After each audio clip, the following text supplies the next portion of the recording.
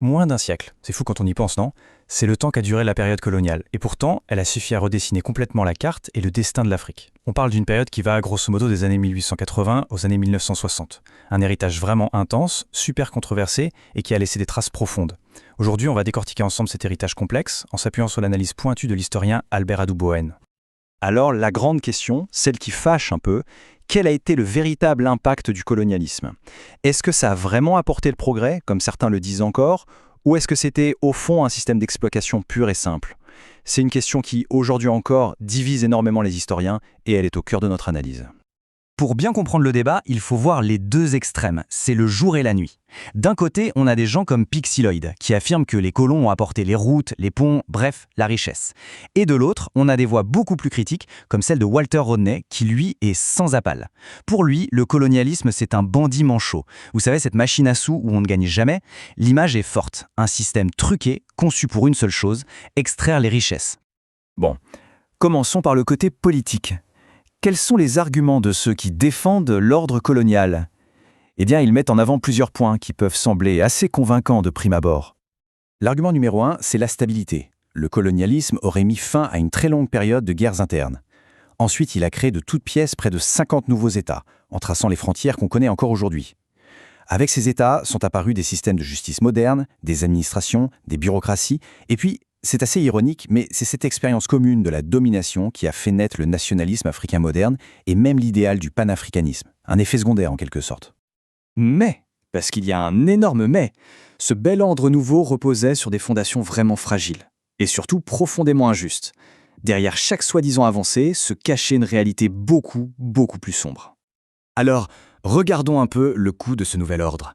D'abord, ces fameuses frontières, elles étaient complètement artificielles, tirées à la règle sur une carte à Paris ou à Londres, coupant en deux des peuples comme les Bakongo ou les Somalis et semant par là même les graines de futurs conflits. Et puis la perte la plus terrible, c'est la souveraineté.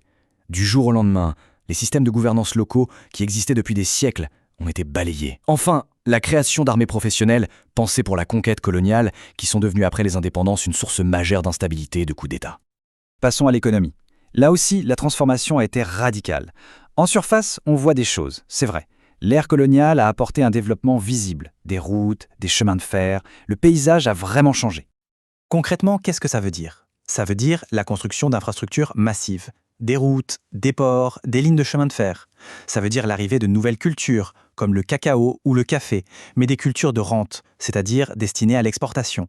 Et bien sûr, la découverte et l'exploitation de ressources minérales incroyables. Bref, l'Afrique a été intégrée, un peu de force, c'est vrai, à l'économie mondiale. Mais voilà la question qui tue. À qui a vraiment profité toute cette nouvelle économie? Est-ce que ce développement était pour l'Afrique ou est-ce que c'était plutôt le développement des ressources de l'Afrique pour les autres? Toute la nuance est là. En fait, tout le problème est résumé ici. Le modèle économique colonial, c'était un échange totalement inégal. L'Afrique produisait des matières premières brutes, du cacao, du caoutchouc, etc., qui partaient directement en Europe. Et en retour, elle importait des produits manufacturés tout simples qu'elle aurait très bien pu produire elle-même, comme des allumettes ou des bougies. C'est la recette parfaite pour créer un cycle de dépendance économique.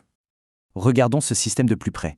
Les fameux chemins de fer, par exemple. Ils n'ont pas été construits pour relier les Africains entre eux, mais pour acheminer le plus vite possible les ressources des mines vers les ports. Toute tentative d'industrialisation sur place était tuée dans l'œuf. L'artisanat local, détruit par les importations européennes à bas prix. Du coup, les économies se sont spécialisées dans un ou deux produits d'exportation, c'est la monoculture, ce qui les a rendus incroyablement vulnérables aux marchés mondiaux. Et le pire dans tout ça, c'est que cette obsession pour l'exportation a fait qu'on a complètement négligé l'agriculture vivière, provoquant des pénuries et même des famines. Au-delà de la politique et de l'économie, il y a la société. Quel a été l'impact sur les gens, au quotidien? Là encore, le colonialisme a tout remodelé, apportant une forme de modernisation, mais en créant aussi des divisions très profondes. Sur le papier, encore une fois, on te voit des avancées. La médecine occidentale a permis une croissance démographique. Des villes nouvelles comme Nairobi ou Lagos ont littéralement explosé. Le christianisme, l'islam et l'éducation à l'occidental se sont répandus. Une nouvelle structure sociale a même vu le jour, où, en théorie, la réussite individuelle pouvait l'emporter sur le statut de naissance.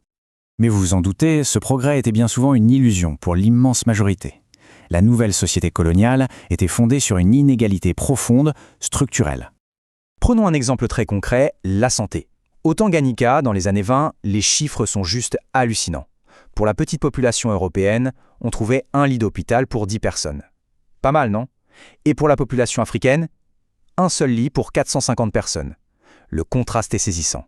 Les services sociaux étaient clairement conçus pour la minorité européenne, pas pour la majorité africaine. Et les coûts sociaux, ils sont immenses. L'éducation, quand elle existait, était souvent conçue pour aliéner les esprits, pour créer une petite élite coupée de sa propre culture.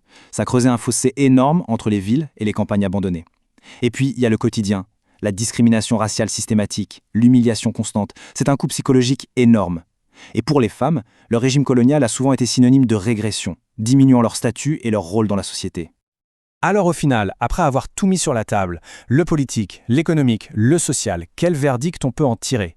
Est-ce que malgré tout, on peut parler d'une période de croissance, comme le suggèrent certains?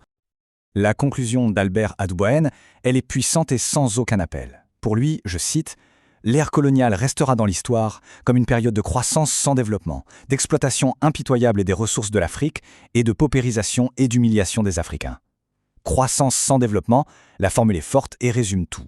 Boanen explique que même si beaucoup d'aspects culturels africains ont survécu, ont été résilients, les changements politiques et économiques, eux, ont été fondamentaux, permanents. L'expérience coloniale a changé pour toujours la trajectoire du continent en le reliant au reste du monde d'une manière nouvelle, mais le plus souvent d'une manière subordonnée. Et c'est là qu'on arrive au point crucial. Cette structure de dépendance économique, elle n'a pas magiquement disparu avec les indépendances dans les années 60. L'auteur explique qu'elle a juste changé de nom. Aujourd'hui, on appelle ça le néocolonialisme. C'est un système où, en gros, les économies africaines restent désavantagées dans leurs relations avec les grandes puissances mondiales. Les chaînes politiques sont peut-être tombées, mais les chaînes économiques, elles, sont toujours bien présentes. Ce qui nous amène à la question finale, celle qu'on doit tous se poser. Cette période coloniale a été brève, c'est vrai, mais son ombre plane encore très lourdement sur le continent. Comment est-ce que ces racines historiques, ces frontières artificielles, ces économies tournées vers l'extérieur, ces sociétés fracturées, comment est-ce que tout ça façonne encore l'Afrique d'aujourd'hui? C'est une question complexe, mais comprendre ce passé, c'est peut-être la seule clé pour imaginer et construire un avenir différent.